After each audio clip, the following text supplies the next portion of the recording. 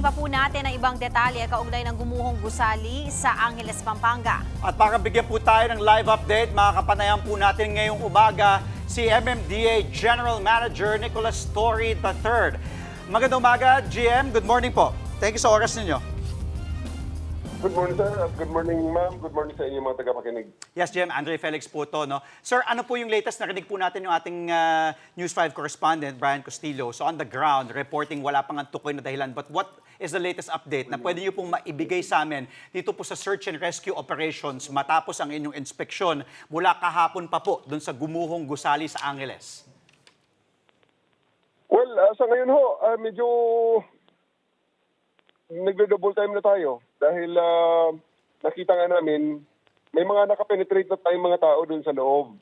Andun ang ating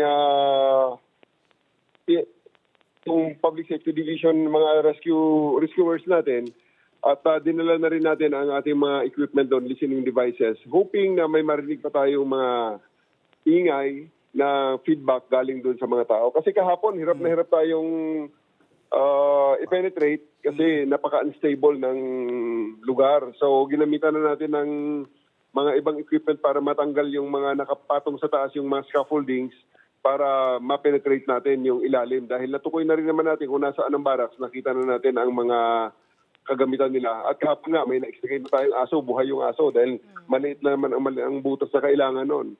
Eh, ang tao kasi medyo kailangan malaki-laking survivable space. So sa ngayon, tuloy-tuloy ang paghahanap natin.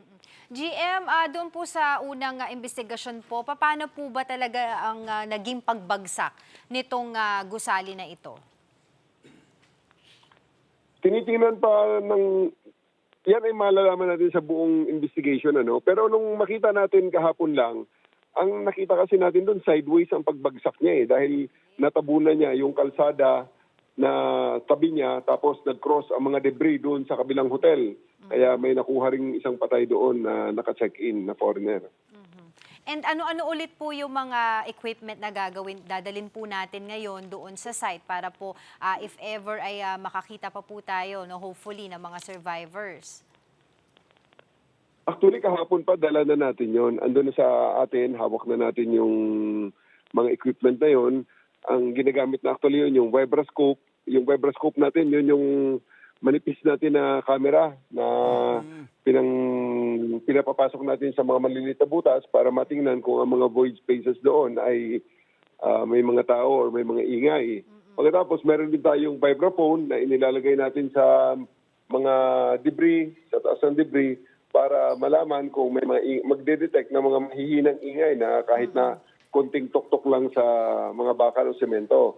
At nandun din ang ating mga light detector na unang nagko-confirm, nag-i-scan ng mga areas kung meron tayong breathing, movement, or ingay din. Or yung heartbeat nga, kung meron tayong makita roon. Tapos saka natin dinideploy ang aso for confirmation para directed at medyo may direksyon ang ating paghuhukay or pag-rescue.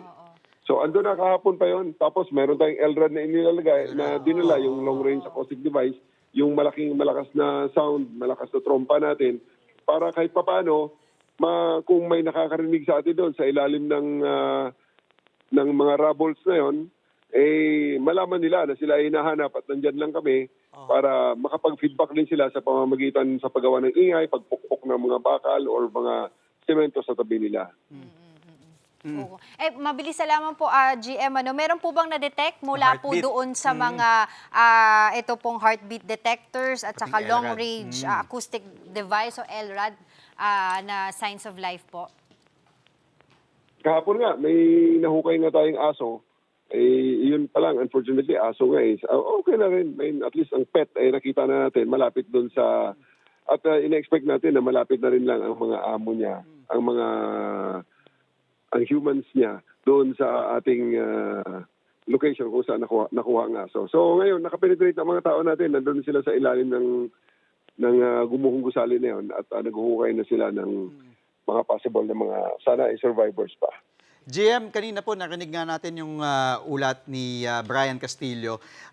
So sa kabuuan, 47 po yung biktima, 26 yung na-rescue, 18 daw yung pinaghahanap. Posible bang baka madagdagan pa yung mga pinaghahanap na yung tukoy na ba, kumbaga specific na 18 o pwede pa madagdagan yung hinahanap na construction work o inatabunan dahil nasa barracks nga sila nung nangyari daw po yun, natutulog dahil madaling araw? Hopefully po, magkaroon tayo ng mas malinaw na mga numero at mga pangalan. Kasi kahapon walang opisina yung construction firm. At hirap na hirap kaming i-confirm, i-cross-check ang identities ng mga nasa site at saka yung mga actual na sa record ng opisina. So hopefully ngayon, dahil meron na silang opisina, mabigyan nila kami ng mas magandang detalye. Oo. Of course, GM, we would like to know kung meron na po ba tayo talagang impormasyon, kung ano po ba talaga yung dahilan, kung bakit po gumuho itong gusali na ito, at sino po ba dapat ang managot dito? Ay, sa MMDA side po, medyo out na po sa amin yan at pwede bang ma-direct na lang sa city planning or sa city engineering office ng Angeles City para ho sa mga detalyeng ganyan. GM, sorry, mabilisan na lang po. Salamat po sa oras ninyo muli. Ito, sa ibang usapan naman po, nabanggit nyo po kasi na handa kayong tumulong sa manhunt operations kay Senator Bato de la Rosa. May ginagawa na ba kayong mga hakbang ngayon sakaling i-request po ito sa inyo? Sa ngayon po, ay yung premise kasi ng tanong na yan ay kung utos nga ng presidente. Pag inutos ng presidente, tayo yung susunod. Pero sa ngayon po, wala namang utos. Kaya wala pa tayong ginagawa rin that matter. At ako'y naniniwala naman na ang ating kapulisan, ng NBI at ang ating other law enforcement agencies are all capable and competent enough to do the job of looking for Senator De La Rosa. Alright. GM, maraming salamat po sa oras ninyo. Thank you po ulit. Ingat po kayo. MMDA General Manager Nicolas Torre III. Maraming salamat po. Mga kapatid, Angela Lagunsad Castro po para sa komprehensibo at makabuluhang balitaan at talakayan. Mag-follow at subscribe na sa social media pages ng News 5.